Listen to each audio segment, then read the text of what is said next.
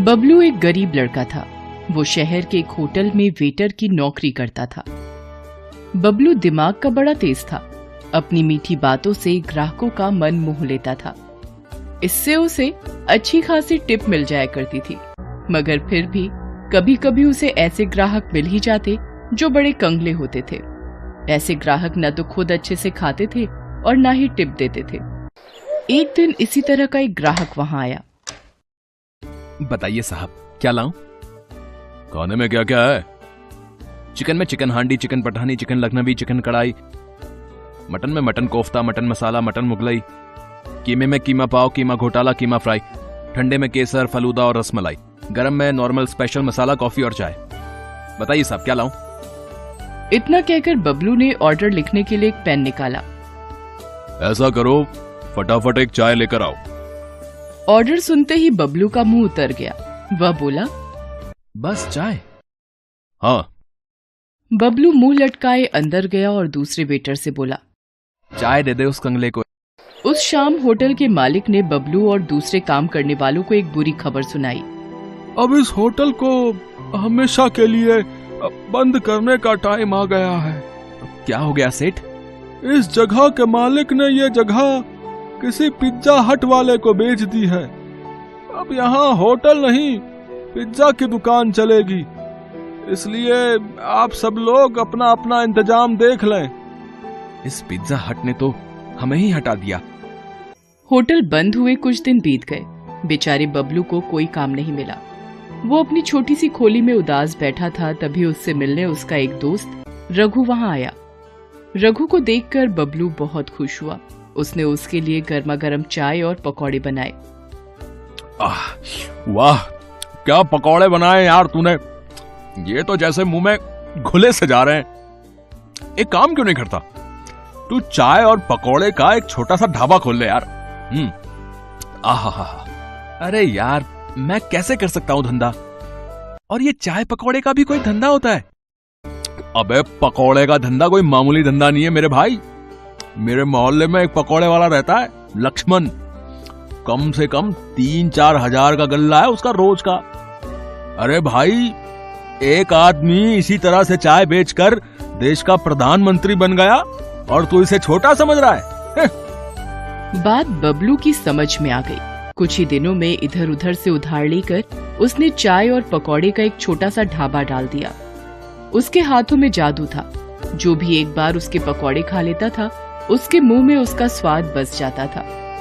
फिर तो वो बार बार बबलू की दुकान पर पकौड़े खाने आता था। बबलू का स्वभाव भी बहुत विनम्र था। वह ग्राहकों से बड़ी प्यारी प्यारी बातें करता था। लोग उसके स्वभाव से खुश होकर भी उसकी दुकान पर जा पहुंचते और मन ना होते हुए भी वहां से चाय पकौड़े खाकर ही उठते थे। इस तरह बबलू का ढाबा जोरों से चल निकला। उसे इस ढाबे से अच्छी खासी आमदनी भी होने लगी। एक दिन बबलू अपनी दुकान पर बैठा सोच रहा था, मैं बेकार ही इस धंधे को छोटा समझ रहा था। इस धंधे ने तो मुझे कहां से कहां पहुंचा दिया है। आज मुझे समझ में आ गया है कि ईमानदारी से किया गया कोई भी काम छोटा या बड़ा नहीं होता है। अभी बबलू ये सब सोच ही रहा था कि वहां एक कार आकर रुकी। कार से 2 आदमी लड़खड़ाते हुए निकले और बबलू से कहा, ए हीरो, इधर आ। बबलू ढाबे से निकलकर जल्दी से उनके पास गया। उनके मुंह से शराब की बू आ रही थी।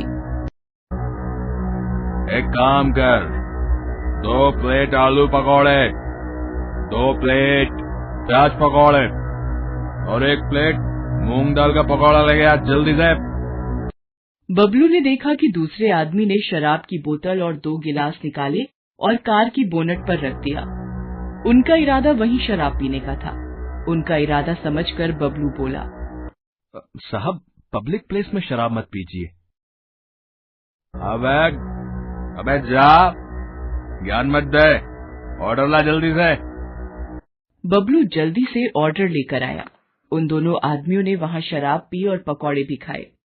फिर दोनों वहां से जाने लगे। तभी वहां बबलू आया और बोला,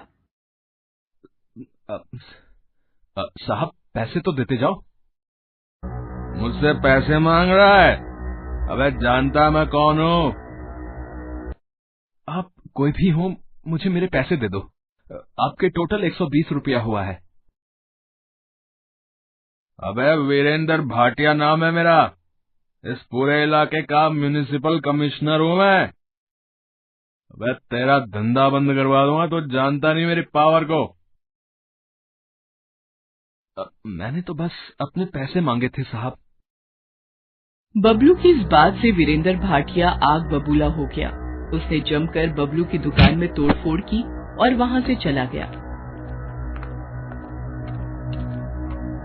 बेचारा बबलू अपने ढाबे की हालत देखकर रो पड़ा। वीरेंद्र भाटिया का गुस्सा इतने से शांत नहीं हुआ। अगले दिन बबलू को दुकान बंद करने का नोटिस मिल गया म्युनिसिपालिटी से।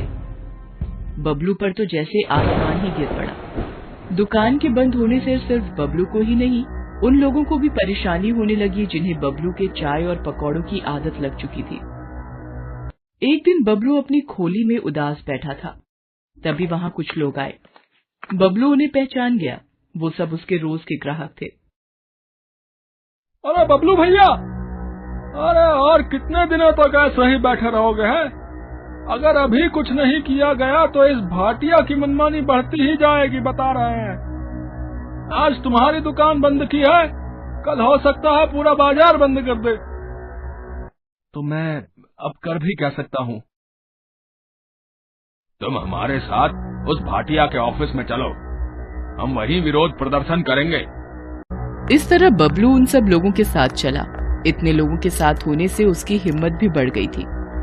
वो भाटिया के दफ्तर पहुंचा और अपनी दुकान खुलवाने की मांग की। भाटिया बाहर निकलता है और गुस्से में बबलू से कहता है, अच्छा, तो तू इन सब के साथ मुझे डराने आया है? तू जानता नहीं कि तू किससे पंगा ले रहा है? मैं तो जानता हूं, मगर शायद आप नहीं जानते कि आप किन लोगों से पंगा ले रहे हैं। ये गुप्ता जी हैं, हमारे एरिया के इंस्पेक्टर। रोज ड्यूटी के बाद ये मेरी ही दुकान पर चाय पकौड़े खाने आते थे। ये धर्मपाल जी हैं, यहां के एमएलए के खास आदमी। इनकी पार्टी की मीटिंग भी मेरी ही दुकान पर मेरे ही चाय के पकौड़ों के साथ होती है। आज 10 दिन से मेरी दुकान बंद है। ये सब गुस्से से बौखलाए हुए हैं। अब आप समझ लीजिए कि कौन किससे पंगा ले रहा है। ये छोकरा ठीक ही कह रहा है। पुलिस और नेता लोगों से पंगे लेना ठीक नहीं है। ठीक है, मैं तुम्हारी दुकान खोलने के कागज तैयार करवाता हूं। फिर भाटिया अंदर जाता है और बबलू की दुकान का परमिट लाकर उसे दे देता है। इस तरह बबलू की होशियारी और लोगों के साथ से उसकी दुकान फिर से चल पड़ती है। Thanks for watching.